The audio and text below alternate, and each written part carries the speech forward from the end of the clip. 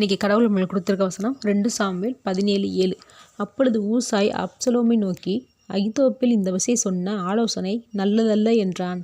இந்த வசனத்தை கொண்டு கடவுள் நம்மகிட்ட என்ன சொல்கிறத பார்ப்போம். தாவீது ஒரு பெரிய பலசாலி தான், ராஜா தான். ஆனாலும் அவனுக்கும் சோதனை காலம் வருது.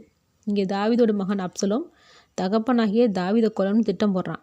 அப்போ அகித்தோப்பேல், இப்போவே நான் திடீர்னு போய் 12,000 பேரை கூட்டி கொண்டு தாவீதை தாக்க சொல்கிறேன். தாவீது இறந்துட்டானா மக்கள் எல்லாருமே தானாகவே உங்ககிட்ட வந்து சேர்ந்துருவாங்கன்னு ஆலோசனை சொல்கிறான்.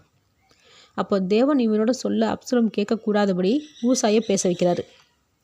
ஊசாய் சொல்கிறான், உன்னுடைய தகப்பன் பெரிய போர் வீரன், அவன் ராத்திரியில் இங்கெல்லாம் தங்க மாட்டார்னு சொல்லி குழப்பி விட்டுறான்.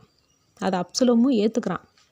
அதுக்கப்புறம் தாவீதினிடத்தில் ஊசாய் தூது சொல்ல ஆட்களை அனுப்பி தாவீதும் அவனோட இருந்த மனுஷர்களும் யோர்தானை கடந்து மகனாயிமில் போய் பாதுகாப்பாக இருக்கிறாங்க.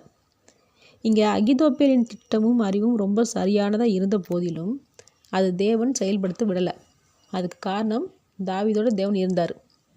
இப்படி நம்மளை வீழ்த்துறதுக்கு எத்தனை பேர் எவ்வளோ திட்டம் போட்டாலும் தேவன் நம்ம கூட இருக்கும்போது அது சரியான திட்டமாக இருந்தாலும் அது நம்மளை பாதிக்காது. இப்படி தேவன் தாவீதோடு இருக்க காரணம், தாவீது தேவனை நேசிக்கிறான். அவன் என்ன சொன்னாலும் யோசிக்க கூட மாட்டான். ஏன் எதுக்குன்னு கேள்வி கேட்க மாட்டான். நம்ம தேவனை நேசிக்கிறோம், ஆனால் தேவனோட சொல்லுக்கு எப்படி தலை வணங்குறோம்?